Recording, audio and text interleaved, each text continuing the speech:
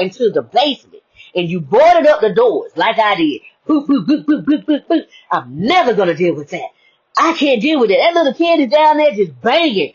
Boom, boom, boom. Sounding like old dudes from the Green Mile trying to get out. Trying to get out of there because they got something to tell you. And you like, no, no. And your life is falling apart because you won't deal with your inner child. And the minute you deal with your inner child, your life is going to start coasting. That's why you are the executive and you got some alcohol in your desk drawer and you lock the door and you drink that alcohol. You know why? Because that is your go-to. Or you take a line, okay, to get through the day. Or you get into your office and you go to your car and you smoke it up in the middle of the day and then you spray yourself down and can't nobody smell it. We can smell it. Because you out here smelling you smoking the ooh-wee. When you come back in, it smell like ooh-wee and cologne. We smell that. Okay. Alright, just so you know. Or you smoking cigarettes. Or you just, and I'm not down to nobody. These are the vices that we run to when we don't want to deal with what's going on in the inside. And your body is screaming. Your health is falling apart. And you blaming the food that you eating. Yeah, that's part of it, but what about those emotions that's stuck in your body? Emotions stuck in your body. See, emotions are energy in motion, but when you refuse to deal with them, that energy is no longer moving. And energy not moving is stagnant. And stagnant energy causes disease. I know. You know where breast cancer comes from? Let's talk about it. That's you not speaking your truth. You know where pancreatic cancer comes from? For you having issues with your sexuality. There's something going on that you're not being honest with yourself about. Something happened in your childhood that you ain't dealt with yet. What is? I don't know. But it's something sexual. And you get the opportunity to deal with it. I'm just being honest. Stuff dealing with women with the breast, we're not speaking our truth and it's coming back in here. Just saying. Colon cancer, that's coming up to say, why are you not seeing yourself? Why are you not seeing yourself? How God sees you. That means you're not speaking up. You're not stepping up.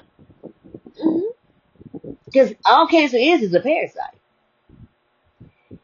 And those negative emotions are feeding that parasite. Yes. Along with the sugar. Sugar ain't it. It's your emotions as well. See, the vows, we all made them and standing on the big stage. And whatever you see on the big stage, I'm going to need you to do me a favor. I'm going to need you to look at that narcissistic behavior. I'm going to look at that controlism and totalitarianism and see where you doing that. No, you have to be a Christian. No, you have to be Islam. No, you only can do it this way. No, only you got to say it how I say it. No, we can think different ways and still work together. That's what they did with the civil rights era. Didn't nobody think the same? They didn't. But what they did say is, the one thing that we do agree on, we don't like how this is going down. So let's work together. While we get to protest and speak our minds, are we helping that little girl or boy on the inside of us heal? I'm going to say it like this. All of us don't think the same way. But all of us started reaching out to our congressmen and said some need to pop off and some need to change ASAP. And some of us have bigger levels than others, and the congressman said, I don't want to mess up with my constituents because that means I'm gonna be out of some moolah. Okay. Because see, when you don't heal that inner child, that's your true shadow. That's that thing banging on the soul, your soul. I've been commissioned to aid in the process by sharing how I overcame everything meant to keep me from my true identity. Because see, nobody thought that I was going to walk away. They didn't think I was going to walk away. I walked away from all of them. The whole family. Even my own child and my grandchild. I walked away from everybody. They didn't think I was going to do it. It took everything in me. I wanted to look back, and God said, if you look back, you're going to turn to a pillar of salt, like Lot's wife. I said, not I, said the cat. I just kept walking forward, crying and screaming the whole way. I had to believe in myself and God. See, God is on the inside of me. But I had to find me before I could find God. Let's talk about that. Why is that triggering me? Why I feel this way? Why is that hurting me like this? Why am I still crying about this? Why? And it takes a minute, so don't beat yourself up. Healing takes time. It doesn't happen overnight. And everybody has deeper wounds than somebody else. Maybe your wound comes from mom and dad didn't take care of you. They didn't give you the love you needed. They gave you the money, but not the love. But somebody else may have sexual abuse, hardcore abuse. So yours may be different. It's not negating yours. It's just me say somebody else may need longer healing time than you. And you don't get to tell somebody how long they've been healing. That is not your job. You are not God, and you are not the God police. So have several seats. So again, I had to believe in myself and God. See, God is on the inside of me. Before I could see God, before I could find God, I had to see me because God was in here. But inside my heart was so many 4x4s, 16x16. Them things were so big. So much hate, so much bitterness, so much anger that I had to go through that before I could see God. And then God was like, I was waiting on you. I've been talking all this time, but you didn't hear me. You know why you didn't hear me? Because you were so angry, you so bitter, you were so hurt. And I was waiting on you to go through all of that to get to me. It was like, because I was trying to help you, but you couldn't hear me. We're taught God is on the outside of us in the great by and by. We got to wait for God. God is really on the inside of us, waiting to be tagged into our battles. He's like, like 2 Corinthians 10 and Ephesians 6 says we're fighting principalities, rulers of the darkness and spiritual wickedness in high places. Don't ever forget, you a spirit being first, and you have a huge aura. But let me break this down. As being a spirit being first, everything that we deal with first is spirit. And some spirits have chosen that they want to have all-consuming power instead of the omnipotent God. And because of that, excuse me, confirmation, they have become a cancer in a darkness. They don't mean no harm. They forgot they was light. It's just they've been in the dark so long that they just said, I'm going to just stay here. They're really good people. They just been in darkness so long that they don't see the light anymore.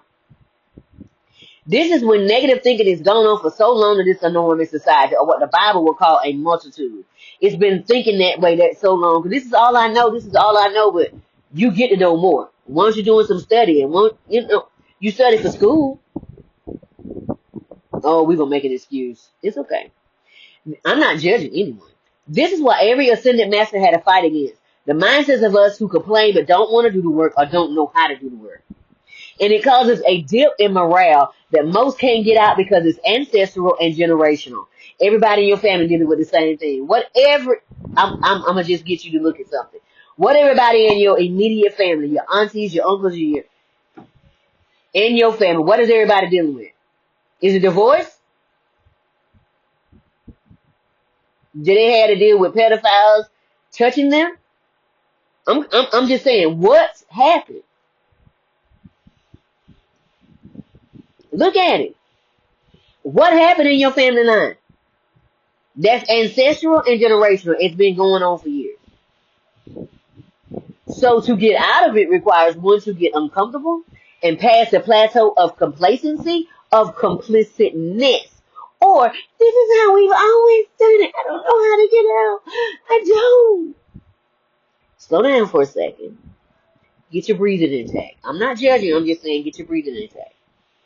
Because to deal with it, honestly, first you got to get your breathing intact. Because the minute that you're all over the place, you can't see. You're in panic mode. You won't see anything. Get your breathing intact. Breathe in for 4.